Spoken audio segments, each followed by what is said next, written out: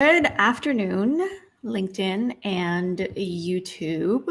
It's 1 p.m. here in California Pacific Standard Time, and we are going to get started today with answering all of your common public speaking questions. So I'm just going to give it 1 minute for people to join and before we start. So it's been a while since I've done a live, and I'm really excited for this because I'm getting right back into it this week. And I thought, what better way to start than to actually answer some of the most common questions that you guys have for me. So we're going to get started in just a minute. I'm seeing most of you guys joining right now. Hello. Do let me know where you are dialing in from.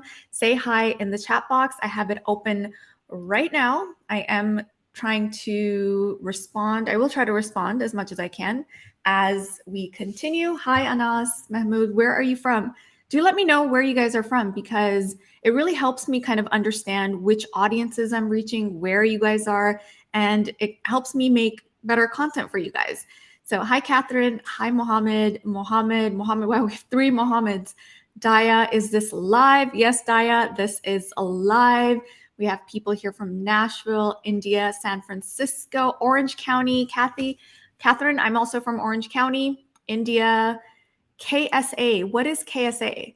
Daya is from Spain, but American. Oh, so did you move to Spain? Is that what happened? That's pretty cool. Texas, Morocco, Florida, Virginia, awesome, Nigeria, great. Happy Diwali to you as well. All right, you guys. So we're going to get started. And today's topic, like I mentioned, is going to be answering some of your common public speaking questions. So these are the questions that I get asked the most. And I thought they were the best ones to answer because I know that these are the ones that you guys are really kind of curious about and you want to know how to handle and tackle these. So we're going to get started, but before we do, I just want to remind you that I am hosting a live masterclass. If you find this useful, then I have an entire live masterclass coming up this Saturday. All you have to do is go to www.speakatwork.com. Make sure you grab your seat. I only have 100 seats per masterclass. So the next one that is coming up is this Saturday. Really looking forward to seeing you there. Again, www.speakatwork.com. So let's start with one of the most common questions that I feel like I have been getting asked lately. And that is, what do I do if I go blank? How many of you have that problem?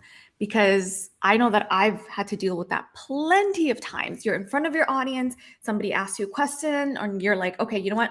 I'm ready. Let's go. And then boom, you're blank. You don't know who you are. You don't know where you are. You don't know what you're about to say, even though that you've prepared quite a bit. So this is actually a very common problem. And people think that the reason why this happens is because you're not prepared enough or you don't know what to say. That's actually not the case. You end up going blank because you've just put too much pressure on yourself.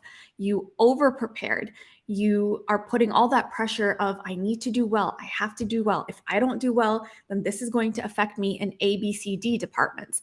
That's why you're going blank, because it's that pressure and your body is just shutting down. Our body's job is to protect us. Your mind's job is to protect you. So when there's too much pressure, when there's too much going on, the best thing that it thinks that it should do at that point, shut down so that there's no damage that's caused. That is why you are going blank, most likely why you are going blank. That's one reason. Another reason might also be that you're not really sleeping that well. I think this is so underrated and people don't understand how important your sleep is for your thought process. If you feel like you're not putting pressure on yourself, then really look at your sleeping patterns. Are you getting at least 6 hours of good sleep?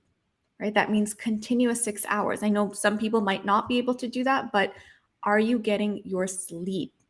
Your sleep and your memory is directly tied together. If you're running a blank, take a look at your sleeping patterns. Okay. And then the last thing that I want to touch base on about going blank is I want to let you guys know that it's very common. I go blank. I still go blank sometimes, right? So when you're going blank, I want you to also look at your diet as well. Okay. Did you have 5 different cups of coffee just to make sure that you're pumped and ready to go? Have you been eating pizza every night? You guys, your diet makes such a big difference. Your mind needs to be fueled. Your body is fueled by the food that you eat. So really take a look at these patterns, your sleep, the pressure you're putting on yourself, because pressure results in stress. Stress is not good for your body. Is that what's affecting your mind or the food that you're eating? And I've been really working on eating cleaner, and I cannot even tell you how much of a difference it's making me just eating better. I know it's so underrated and we think like, oh, no big deal. But these are the 3 things that you need to look at. You need to look at your patterns, your behaviors, and how that is affecting your mind. Okay. So that is on going blank. And I would love to talk about this some more because there's so much I want to talk about when it comes to going blank. But let's move on to the next question because I do have almost 10 questions for you guys today. Okay. So the second question that I have, and I thought this was interesting because I thought it was very obvious, but maybe it's not. The second question that I get asked is, what's the difference between being fearless and being brave? Pretty good one, huh? So that one's pretty interesting because you would think that fearless and being brave is the same thing, and it is, but it's not. So being fearless is actually having that fear, the fear of rejection, fear of people, fear of social situations, so many different types of fears. That's what your fear is. Being brave is when you're actually taking those actions to overcome your fear. For example, let's go back to public speaking. If you feel that you have a fear of public speaking, that's your fear. Okay. And if you tell yourself, I'm going to overcome that fear, that's you being fearless. If you actually take action and still get up in front of an audience, that is you being brave. So that's the difference between being fearless and being brave. When you're brave, you're actually taking actions that are helping you overcome that fear that you have. Okay? Next question. How do you know that your message is resonating with your audience? This is a great one because I know some of us, we prepare and you're speaking and then at the end you're like, did anyone even understand what I said? Right? How many of you guys feel that way? If you've ever felt like, okay, I don't know if I got my message across. I don't know if people even understood what I was trying to say. How many of you feel that way? If you feel that way, say yes in the chat box. I do have the chat box open and I am reading all of your messages. So how many of you feel that you don't know if people understood your message or not? Because this is a good one, and I'll tell you why.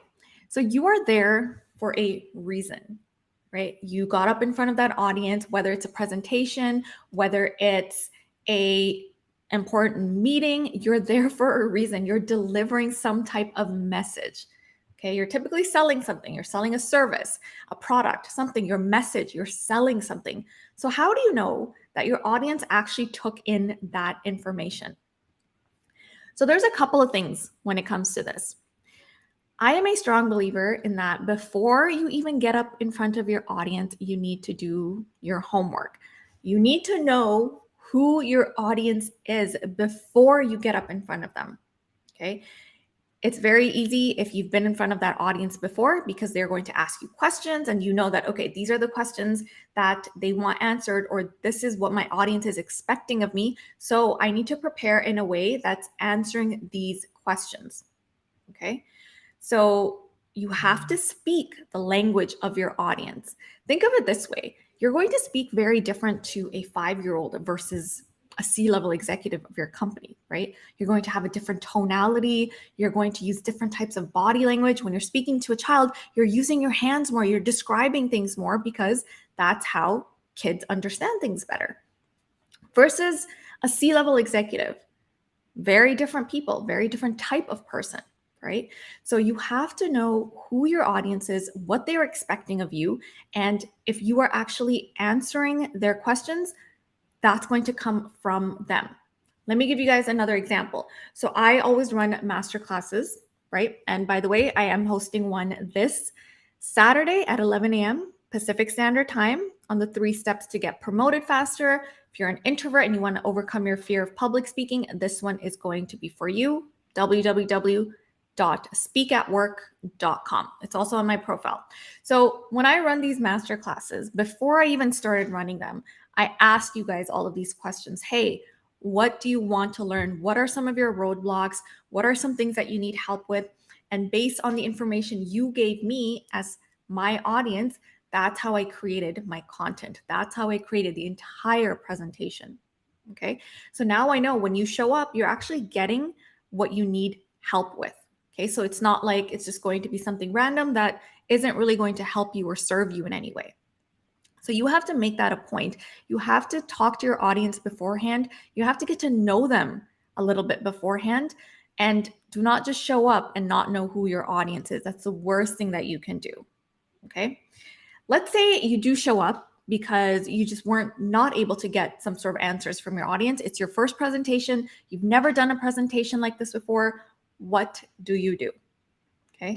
So in this case, what you're going to do is, while you're speaking, you're going to be analyzing your audience. Okay. That means you're going to be looking at them. If this is online, it's a little bit harder, but that's why you have a chat system. But if it's face-to-face, while you're speaking, look at your audience, analyze them. Are they nodding? Like, yeah, that makes sense. Or are they sitting there confused? That look that's like, what did you say? Wait, what? That doesn't make sense. Their faces and their body language will tell you how you are doing. Most people think that as a speaker, it's your job to do everything. You have to speak. You just have to make sure you keep going, get through all the information, but that's not really the case. You need to pay attention to your audience. They will tell you how you are doing. Look at their facial expressions. You guys need to pick up on these cues. Are they leaning back? Are they just sitting there like, oh, this is boring? Are they leaning in and honed in a little bit? Like, oh, wow, that's interesting. Are they bored on their phones? What is going on? What are they doing? Because that's really going to help you figure out if your message is being translated well with your audience. Okay, let's move on to the next one. How do you control your body language? So if you know anything about public speaking, you would know that body language is important. People read your body language before they hear your tone, before they actually process the words that you're using. That's how powerful body language is. So you should be using your body language if you are not. Now, this doesn't mean you have to go all crazy and have your hands up and speak like this. Not necessarily. You still want to be true to yourself. Remember that. Okay. So how do you control your body language? This is what I like to do. I like to use my hands as storytelling tools. So your hands are actually going to be describing some of the things that you're talking about. For example, let's say I said 1, 2, 3. Instead of me just sitting here and saying 1, 2, 3, I'm going to use my hands and use my body language and say 1, 2, 3. Okay, that is more impactful. Now your audience is reading that first before they actually hear what I've said.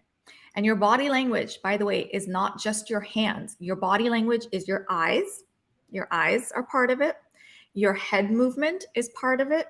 Your neck movement is part of your body language. Your shoulders. If I said, I don't know, versus I don't know, which would you believe more?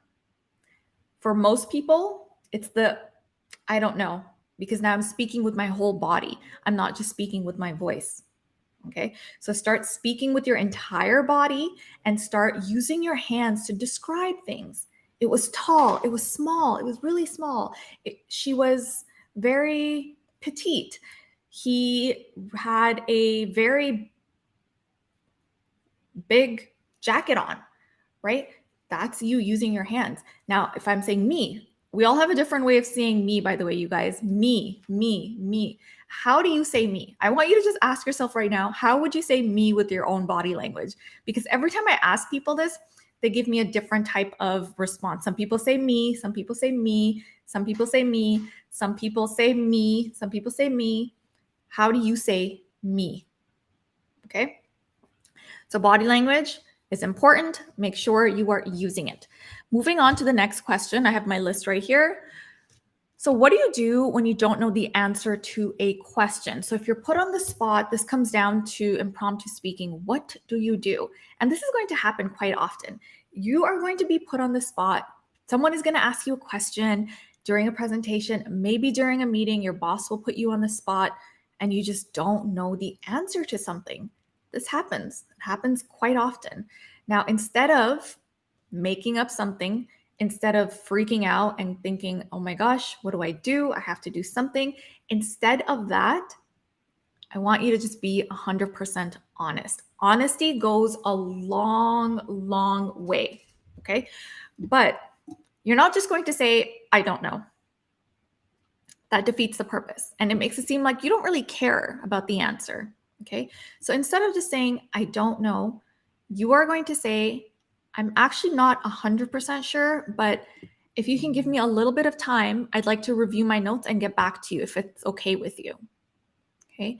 So notice how I said, if it's okay with you, being polite with your please and your, if it's okay with you, your thank yous goes a very long way when you are speaking to people. If you speak to people politely, they respond a lot better. Okay. So you are not just going to say, I don't know. You're going to say, I'm not 100% sure, but if it's okay with you, can I get back to you with this information? And make sure you are following through. You're not just going to say, oh, I'm going to get back to you and not get back to you, because then people remember that stuff, right? You want to make sure you get back to people after. Okay. So that's the best thing that you can do for yourself. Be honest. And when you're not honest, people can see it. People are very intelligent. People read off of your energy. They read your body language. Okay. Hi, Adnan from London. Everybody still with me so far? If you're still with me, let me know, so I know I'm not just talking to myself. And this is a great practice that you should also have when you're doing presentations. Check in with your audience. Hey, you guys understanding what I'm saying? Do you guys have any questions of your own? If you do, please let me know. Remember, speaking is you and your audience interacting. It's not just you doing all of the talking. Okay, so check in with your audience. So let me know if you guys are understanding this. Let me know if this is helpful. And let me know if you've signed up for my live masterclass that will be this Saturday at 11 a.m. Pacific Standard. Very excited to see you there. I'm going to be covering an entire section on just speaking more confidently so that you can get promoted faster. Okay, so let's move on to the next question. This is a good one because I think most people have this problem right now. How do you make an impression on a virtual meeting where nobody can see your body language?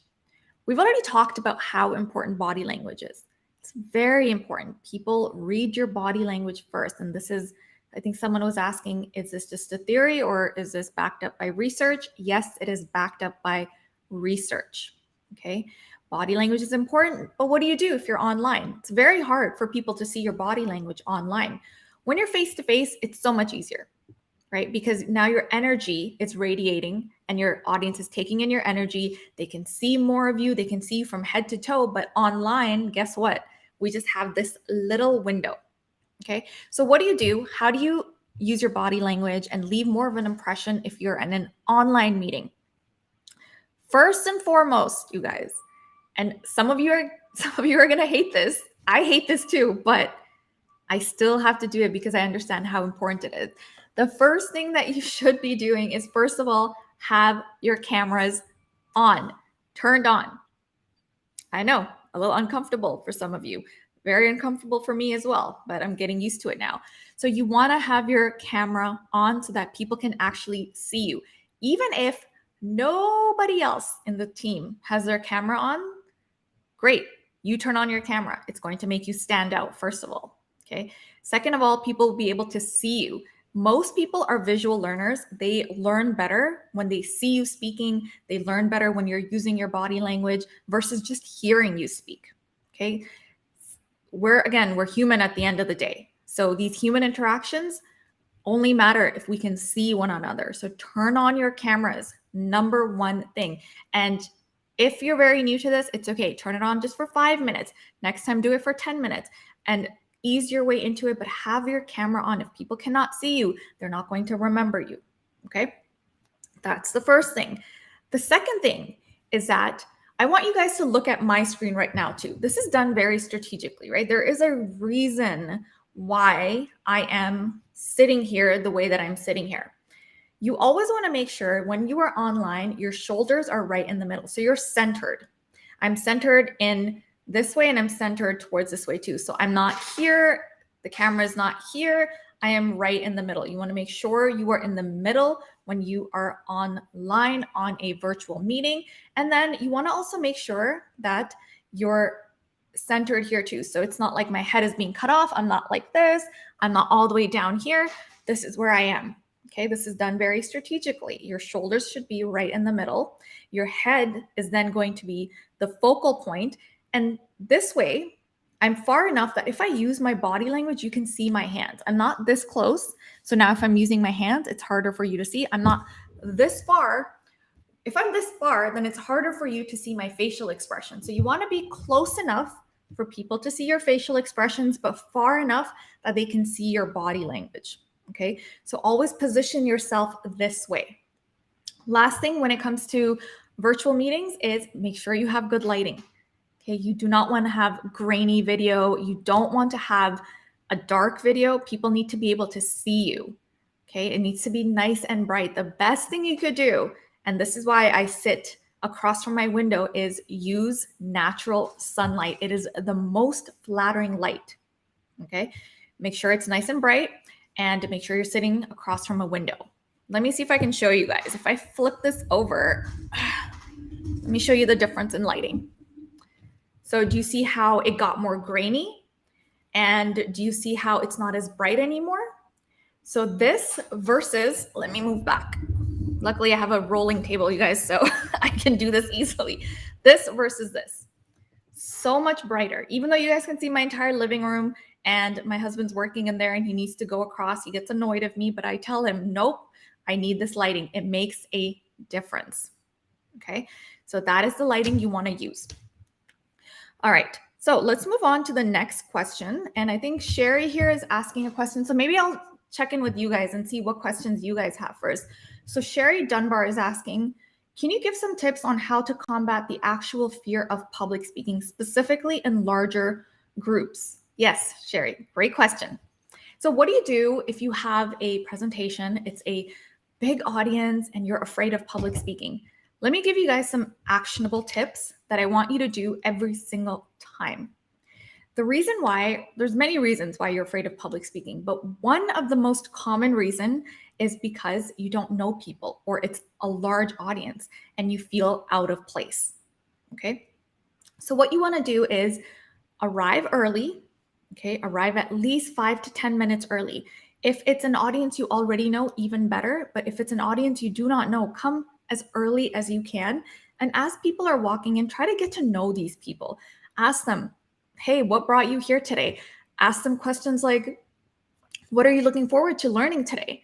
Right? Ask them about what they do. And the whole point of that is you're now learning about people, about your audience. And when that person, let's say you introduce yourself and talk to 5 people, these 5 people are going to be sitting down in your presentation. So they'll be in your audience. Now, when you're speaking, instead of speaking to everybody, speak to just those 5 people that you introduced yourself to.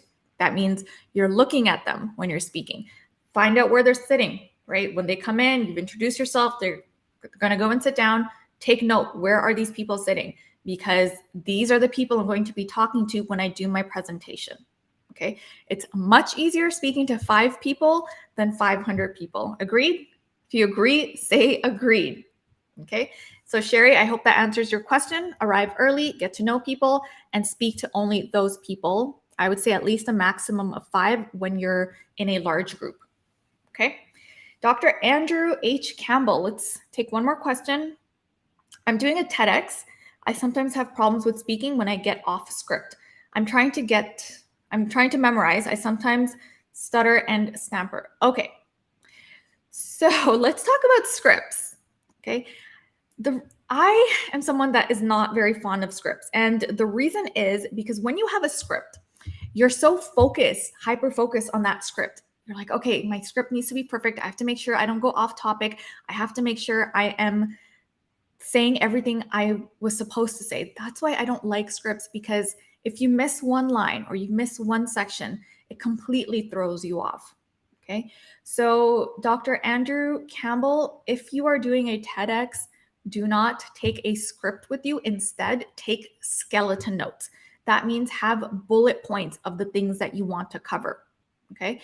And your script should just be there as an emergency. If you forget the next thing, or if you need to take a quick pause and just look at what the next thing is that you will be talking about, that's what you should do instead. Okay. So do not have a script where you're going to be using word to word. This is what I'm going to say. It's going to throw you off if you mess up on even one section. Instead, have skeleton notes. That means just bullet points, main things you want to hit. And this is also great for when you're going blank, because then you can just look back at your notes, have it somewhere where it's visible. You can just look back at your script. Oh, this is where I am. This is what I need to talk about. Okay, let's continue from here. Okay. Let's do one last question I have from Dom here, and then we'll go back to the questions I have written down. So Dom is asking, what's the hardest for you, Maria? Talking to a large group of people you know, a group of people you don't know, or a mixture of these? I think it's different for everyone. So for some people, speaking in front of a large group of people that you don't know is easy, because now you are the one that's going to tell them who you are, right? And for some people, or most people, I think it's easier to speak in front of an audience you already know, because again, they're familiar to you and it just makes it that much easier. For me, if you're asking for me personally, and it really depends on what I'm talking about. If I'm doing public speaking, I can talk in front of anybody, but just because I've been doing it for a while, I've worked so hard on this, I know my stuff. So it's very easy for me to get up and speak about public speaking. It doesn't matter if I know the audience or I don't know the audience. But when it comes to a new topic, I would say that when I know an audience, it's much easier for me. And again, use that trick I told you guys. Speak to a few people beforehand. It's really going to help you. It's going to go a long way. Okay. Because at the end of the day, us human beings and your body, like, it wants to protect you. So if it feels like it's in a state of threat, if you're in front of people that you don't know. Okay. I hope that answers your question. I did give you more of my kind of input on it, but again, it's different for everybody. Okay. Let's move on to the next question. How do you speak when there are more dominant speakers in the room? So I'm sure all of us have been there, where you're in a meeting and you have things you want to say, you want to contribute, but there's those one or two people that are dominating the conversation. They have that charisma, they have that strong voice, and their volume is up high too. And they just keep speaking and speaking, and they're bouncing off of each other. And it's like they're the only two people in the room. What do you do? What do you do? Of course, you don't want to interrupt, right? That's not the best thing to do, because then those people get mad and it just kind of, I think it spirals outside of control then. But what you want to do is, there is going to be some sort of pause or a break in between. That's when you want to step in. And remember, I told you guys, being very polite goes a long way. Okay. Being polite goes a long way, because now it's very hard for people to dislike you when you're being polite. So you want to interrupt by being polite first. So, excuse me, sorry, can I please say something about that? That's how you want to interrupt. You don't want to just get in there and say, well, what I think is, right? Then all of a sudden people become a little bit more defensive. So you want to interrupt, but you want to interrupt using mannerisms. Excuse me, I would love to say something on that. And when you're interrupting, maybe even compliment people on what they said. Oh, I really like what you said, but I feel that. Okay. So again, it's fine to interrupt as long as you're adding in your mannerisms and as long as you're being a little bit more cautious about what you're saying. Okay. And again, you need to compliment. People love compliments. Everybody loves compliments. I don't think I've ever met a person that doesn't love compliments. So compliment that person on what they're saying. I agree with you. I think that's great. However, I think that, and then you continue from there. Okay. So that's the best way to interrupt in a very polite way. And I kind of know you guys, like, I'm an introvert. I used to be the type of person that would sit there quietly entire meetings. It's such a bad feeling. You feel like you're invisible. but I want you to also start speaking early during the meetings. If you speak early, the chances of you continuously speaking throughout are much, much higher. Okay. And by the way, if you are finding this helpful, I do have an entire masterclass that's coming up this Saturday, www.speakatwork.com. Grab your seat. It'll be an entire hour of me covering step by step on how you can sound more confident, especially at work, so that you get promoted faster.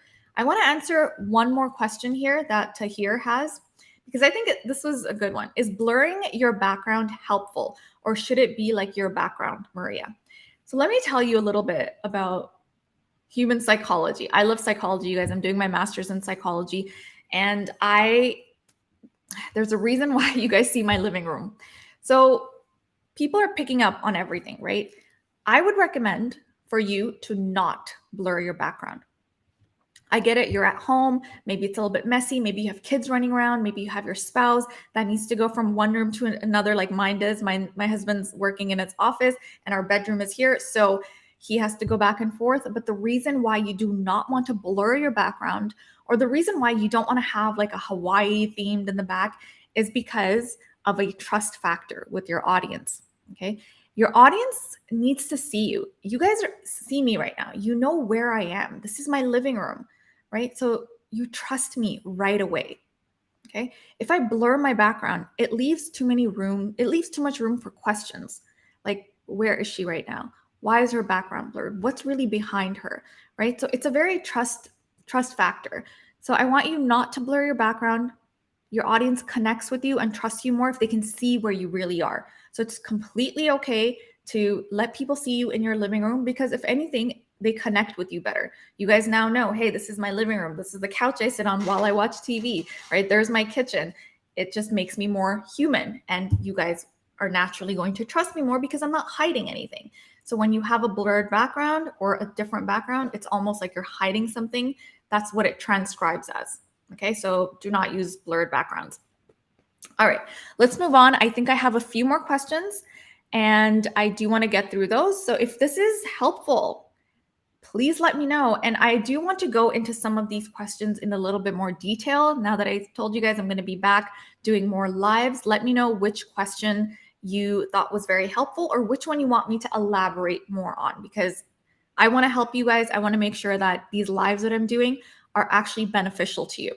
Okay. So let me know in the chat box. I always go back and look at all the messages. I have my chat box open right now as well. Let's move on to the next question. How do I overcome the fear of rejection during interviews? This is a good one, okay? Because I've been there. I used to do all these interviews. You would either not hear back or you did very poorly, and then that affects your self-esteem. And then the next interview you do, you're maybe not your best. So what I want you guys to know, and I want you to think about this all across the board, not just for interviews. We fear rejection because we think that this is it. We have that tunnel vision. Like, this is the only way for me to get to where I want to be. That's it. Tunnel vision, right? You don't see left or right. You're only seeing what's in front of you. And if that doesn't work, your whole world falls apart. Okay. You want to avoid that. You always want to have options, and there are always options. We feel if you're feeling rejection, right? It means that you just think that's it. That's the only way to get to where I want to be. I want you to stop looking at that. Okay. Look all around you. There are so many other ways: left, right, center, behind you. One thing doesn't work, that means there's another door that's going to be opened, right? One door shuts, the other opens. You guys know that saying. So I want you to think of it that way. Okay.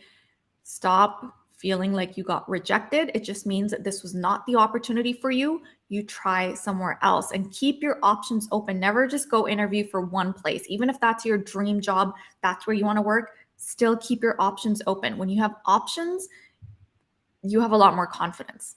Okay. So make sure you're not sticking to one thing. I have one more question that I'm going to answer, but I think someone here, Ron, is asking questions. So let me take a look at that. So Ron is asking, when I start speaking, it's usually a little shaky and not strong. Then I pick up strength and confidence later. How do I start strong? Love that question, Ron. And I have a very strong answer for you for this, something that you can start doing right away type of answer. Okay. So based on studies, your nerves are at your highest the first 10 minutes. That's when you're still like getting into the groove and you're still trying to get comfortable with what's around you. So that's when you're the most nervous. Okay. So what do you do? How do you start strong? Okay. You start strong by starting early. So that means you already know, okay, I have 10 minutes. The 10 minutes are going to be the hardest. And then after that, it's going to get easier. So you start those 10 minutes early. Okay, so your 10 minutes should not be starting right when your presentation starts, right when that meeting starts. That's not when your 10 minutes should start. Your 10 minutes, let's say your meeting is at 11 a.m. Your 10 minutes should start at 10:50 a.m. That means you arrive early, you speak to people, and your time starts when you actually start speaking. Let's say you're doing a group presentation and you're not going to speak until 10 minutes in. So after those 10 minutes, that's when your timing is actually starting. So start those 10 minutes early, arrive early. That's how you're going to start strong. By starting those 10 minutes early, now you're in your presentation, you're already at that point where your nerves are settled and you're ready to go. And you're going to sound so much more confident. Okay. All right, you guys, last question before I let you guys go. And again, if you have not already signed up, do sign up for my live masterclass that's happening this Saturday. I have a whole hour and a half presentation ready for you guys that is going to help you make you a more confident speaker. So I'm excited to see you. And if you want to get promoted, especially, you guys know how important it is to be a better speaker and a better public speaker. So do join me this Saturday and let me go ahead and answer the last question that I get asked by you guys. Very, very common question. Do you have any suggestions on networking? So people that are afraid of public speaking are typically afraid of networking as well, because you have to speak to people. Sometimes one person, sometimes a few people. So we live in a digital age right now, you guys. I feel like it's so easy nowadays. You don't have to fly across to New York to meet somebody, or you don't have to chase down someone physically. You just find them online, right? So my biggest suggestion to you guys when it comes to networking is right here on LinkedIn. Use LinkedIn to network with people. There are so many people here, and LinkedIn, I think, has a lot of users. And the great thing about LinkedIn is you can actually search for the people that you want to network with. Okay, so LinkedIn has that actual search bar, and it's so intense and it's so detailed. You can look for someone's position, you can look for someone in a certain city, you can look for someone that's been at a certain job for a certain amount of time. You can literally find the people that you are looking to network with online here on LinkedIn. LinkedIn is such a powerful tool. I don't think people understand that yet. And I'm glad that I understood it, and I'm glad that I've put my everything into LinkedIn, because it has completely changed the game for me. So if you want to network, whoever you're looking for is right here on LinkedIn. Find them. Use the search feature. There's, I think, a lot of different YouTube videos on how exactly to use the search feature, but it's right here, you guys. You don't have to leave your home to connect or network with people. And when you find these people, by the way, what do you do once you find these people? Let's say, oh, I really want to network with this person. He is at the company that I want to work for, and I know he can help me get into the door. And this is someone that I think I can learn a lot from. Don't just add that person and message them, right? You want to actually put in networking means you want to get to know them. You want to tell them who you are. Add in a nice long message when you're connecting with that person, or else it's just going to get ignored. Okay. And don't just send them a DM, you guys. Nobody here on LinkedIn likes that. LinkedIn is a different ballgame. Very professional people here, people that are busy, people that are doing amazing things. So they don't like their time to be wasted. Okay. If you're looking to network, this is it. It's right here. It's on LinkedIn. Okay. All right, you guys. So that is everything. This is probably the longest live I've done. We're almost 40 minutes in, but I know I've been away for a while, and I really wanted to make sure that I'm answering some of your questions, especially the most frequently asked questions. If you have suggestions on what topics you want me to cover, do let me know in the chat box. I always go back and read all of my messages, and I'll see you guys on my next live, which should be on Wednesday. Also, if this was helpful, and you want to get very spot on tips on how to become a better speaker, do join me this Saturday, www.speakatwork.com, where I will walk you through the 3 steps that I've created to help you become a better speaker. Okay, so thank you so much. And I'm very grateful again for all of the love and support that I get from you guys. I think you guys have no idea how much I appreciate each and every single one of you for commenting, liking, for listening. And I think this is a great community here. I want to keep building it. We're almost at the end of the year, and I'm the type of person, I don't like to set new goals at the beginning of the year. I set my goals now. So if you haven't set your goals already, set them now. Do let me know what they are and stay connected with me. If you haven't connected with me yet, send me a connection request.